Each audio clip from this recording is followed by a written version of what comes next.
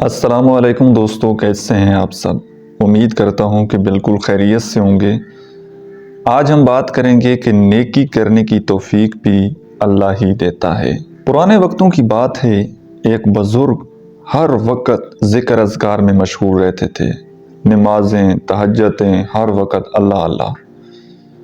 ایک دن شیطان نے چال چلی اور وہ شیطان کے وسوسے میں آ گئے۔ شیطان نے ان کے ذہن میں یہ وسوسہ ڈالا کہ یہ جو تم ہر وقت اللہ اللہ کرتے رہتے ہو، ذکر اذکار کرتے رہتے ہو، کبھی اللہ کی طرف سے تمہیں لبیک بھی آئی ہے؟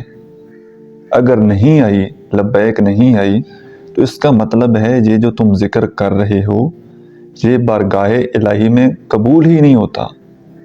تو یک طرفہ محبت کی پینگ میں چڑھنے کا کیا فائدہ ہے؟ چھوڑو یہ ذکر اذکار، کیوں اپنے آپ کو اس طرح مشقت میں ڈالا ہوا ہے؟ اپنی نیند پوری کرو، کھاؤ پیو، اور 4 دن کی زندگی ہے، عیش و عشرت سے گزارو۔ کیوں اپنے آپ کو تکلیف دے رہے ہو اور ایسے ذکر میں خود کو مشغول کیا ہوا ہے کہ تم مشقت بھی اٹھاتے ہو، تکلیف بھی اٹھاتے ہو اور اللہ اس کو قبول بھی نہیں کرتا؟ تو وہ بزرگ اس شیطان کے وسوسے میں آ گئے اور انہوں نے سارے ذکر اذکار، نمازیں چھوڑ کر وہ بیٹھ گئے۔ رات کو جب سوئے تو نیند میں، خواب میں ان کو حضرت خضر علیہ السلام کی زیارت ہوئی۔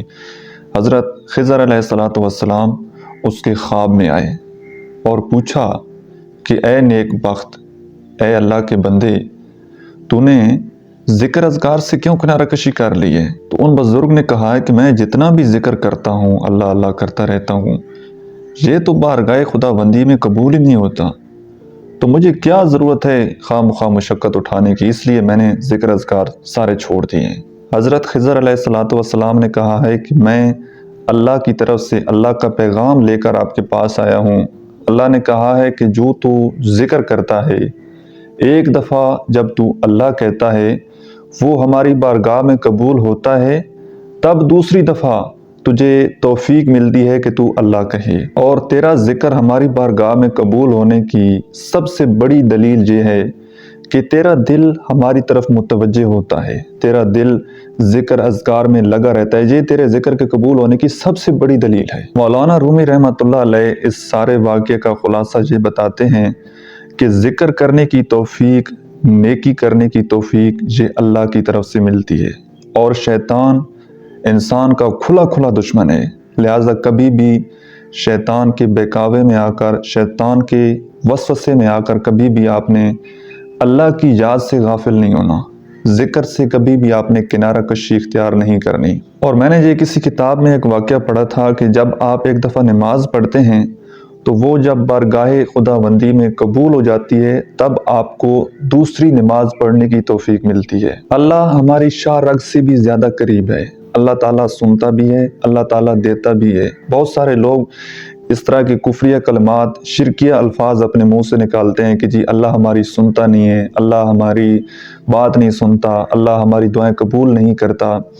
اللہ تعالیٰ ہر انسان کی دعا سنتا ہے، ہر انسان کو، اور کسی کو جلدی نواز دیتا ہے اور کسی کو تھوڑی دیر بعد نواز دیتا ہے۔ اللہ کے ہاں دیر ہے لیکن اندھیر نہیں۔ اور ایک مفہوم حدیث ہے کہ قیامت والے دن کچھ لوگ اپنے سر پتھر پر مار رہے ہوں گے، زور زور سے ماریں گے کہ اگر دنیا میں جو ہمیں مصیبتیں، جو تکلیفیں ہمیں آئی ہیں اور جو ہماری دعائیں قبول نہیں ہوئیں، ان کا اتنا اجر تھا، وہ اس لیے سر ماریں گے کہ ہماری کاش ایک دعا بھی دنیا میں قبول نہ ہوتی، اتنا بڑا اجر ہے۔ اور کچھ دعائیں ان کا نتیجہ وہ فوراً قبول ہو جاتی ہیں، فوراً آپ کو ان کا اجر مل جاتا ہے، اور کچھ جو ہیں وہ کچھ ٹائم کے بعد قبول ہوتی ہیں، اور کچھ دعائیں جو آپ مانگتے ہیں ان کا صلہ آپ کو آخرت میں ملتا ہے۔